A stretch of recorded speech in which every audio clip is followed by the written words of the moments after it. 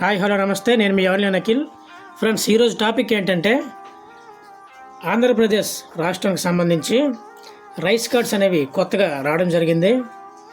ఈ rice card అనేది ఏ విధంగా చేసుకోవాలి, ఎక్కడ అప్లై చేయాలి, అప్లై చేయడం కోసం ఏ ఏ డాక్యుమెంట్స్ ఉండాలి, ఈ కార్డ్ అనేది ఎన్ని రోజులకు వస్తుంది అనే ఫుల్ డీటెయిల్స్ అనేవి మనం ఇదివరకే వీడియో అనేది యూట్యూబ్లో అప్లోడ్ చేయడం జరిగింది. దాని యొక్క లింక్ అనేది నేను ఇవ్వడం జరుగుతుంది. సో ఫ్రెండ్స్, నేటి నుంచి అనగా 25/8/2025 నుంచి రైస్ కార్డుల పంపిణీ అనేది ఆంధ్రప్రదేశ్ రాష్ట్రంలో జరగనుంది.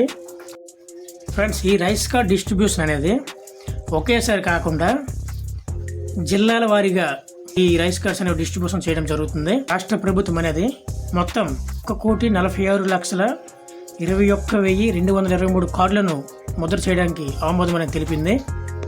ఇంకొక ముఖ్యమైన విషయం ఏంటంటే, ఈ మధ్య కాలంలో అంటే కార్డులు డిస్ట్రిబ్యూషన్ అయిన తర్వాత కూడా ఎవరైనా రైస్ కార్డులో యాడ్ అయినా లేదా కొత్తగా రైస్ కార్డు అప్లై చేసుకున్నా వారికి కూడా తదుపరి కార్డు అనేవి జారీ చేయడం జరుగుతుంది. ఇది నిరంతర ప్రక్రియగా ఈ కార్డ్స్ అనేవి ముద్రించబడతాయి. ఫ్రెండ్స్, మీకు ఒక డౌట్ రావచ్చు, మా జిల్లాకి ఏ డేట్ వరకు కార్డులు అనేవి డిస్ట్రిబ్యూషన్ చేస్తారు అని మీకు స్క్రీన్ మీద చూపించడం జరుగుతుంది.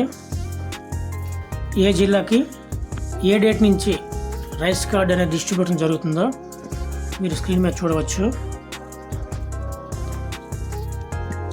ఫ్రెండ్స్, మీకు ఇక్కడ చూపించిన విధంగా క్యూఆర్ కోడ్తో కలిగిన రైస్ కార్డ్ అనేది మీకు రావడం జరుగుతుంది.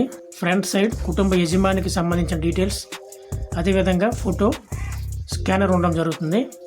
కార్డు యొక్క బ్యాక్ సైడ్ అనేది మిగిలిన కుటుంబ సభ్యుల డీటెయిల్స్ అనేవి అక్కడ చూపించడం జరుగుతుంది. సో ఇది ఫ్రెండ్స్ నేటి వీడియో. ఈ వీడియో కనుక నచ్చినట్లయితే లైక్ చేయండి. ఈ వీడియోని మీ ఫ్రెండ్స్ అండ్ ఫ్యామిలీకి షేర్ చేయగలరు. Thank you for watching. జై హింద్.